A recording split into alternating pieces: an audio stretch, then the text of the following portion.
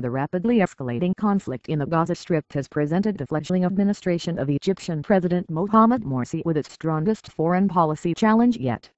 So far Morsi has taken pains to differentiate himself from the policies of his predecessor-ousted dictator Hosni Mubarak. But Morsi faces a long-term tightrope walk over the Gaza issue, and his decisions going forward will be subject to intense international and domestic scrutiny and pressure. On Friday morning, Morsi made it clear that post-revolutionary Egypt will be turning a new page on Gaza. In an unprecedented move, Morsi dispatched Prime Minister Hisham Kandil on a visit to Gaza, where he met with senior officials of the Hamas-run government and visited the wounded in Gaza City's Shifa hospital. "What I saw today in Gaza, at the hospital, with the martyrs, cannot be met with silence," Kandil told reporters. "This tragedy should not be met with silence and the whole world should take responsibility to stop the aggression." Morsi himself declared that the Mubarak-era Gaza policies ended with the revolution. "I say to those on behalf of all the Egyptian people that Egypt today is different from yesterday, and Arabs today are different from yesterday. I say confidently that Egypt will not leave Gaza alone," Morsi said in a speech after Friday prayers at a suburban Cairo mosque. "We assure Israel that the price will be high for continued aggression."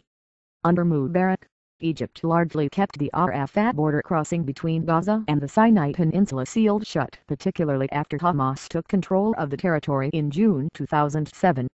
This policy cost Mubarak tremendous domestic prestige, allowing his critics including Morsi's Muslim Brotherhood to paint him as subservient to U.S. and Israeli orders and an equal partner in the suffering of the Gazans. During the last major Israeli offensive in Gaza, Operation Cast Lead, which lasted from December 2008 into January 2009, the Muslim Brotherhood with Morsi as one of its main strategists went out of its way to specifically embarrass Mubarak for his Gaza policies. It was a strategy that the regime, which regarded Gaza as a national security red line, didn't soon forget. Throughout 2009, Mubarak's police embarked on a massive Brotherhood crackdown, imprisoning dozens of senior leaders and targeting much of the organization's senior leadership. One senior Brotherhood official told me at the time that he believed the crackdown was a direct retaliation for the Brotherhood overstepping its boundaries on the Gaza issue. So far, Morsi has taken no real concrete steps that would threaten the Camp David-enforced Egyptian-Israeli peace.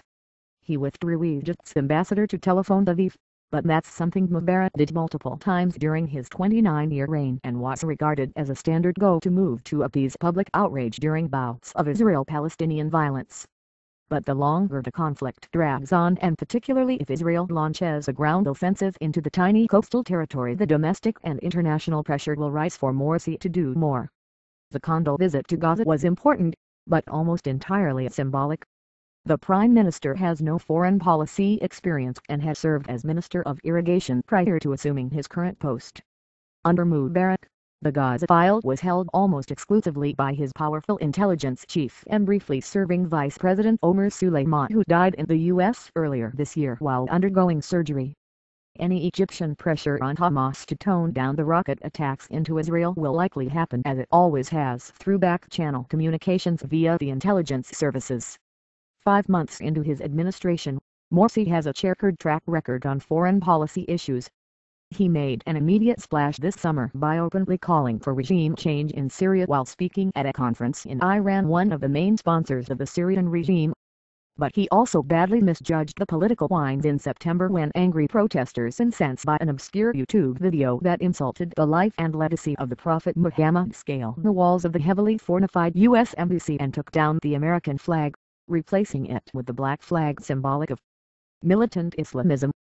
In the wake of the incident, Morsi was conspicuous by his silence.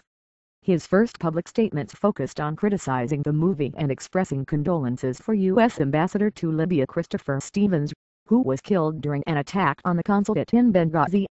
But Morsi, perhaps wary of taking on the ultra-conservative Salafist Muslims who had sparked the embassy protests, said nothing to condemn the breach of U.S. embassy grounds.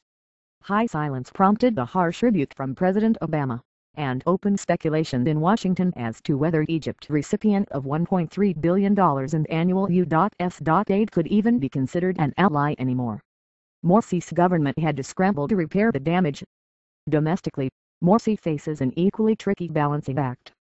Public outrage over the Israeli attacks on Gaza is still building slowly. An anti-Israel protest in Tahrir Square on Friday only drew about 2,000 people.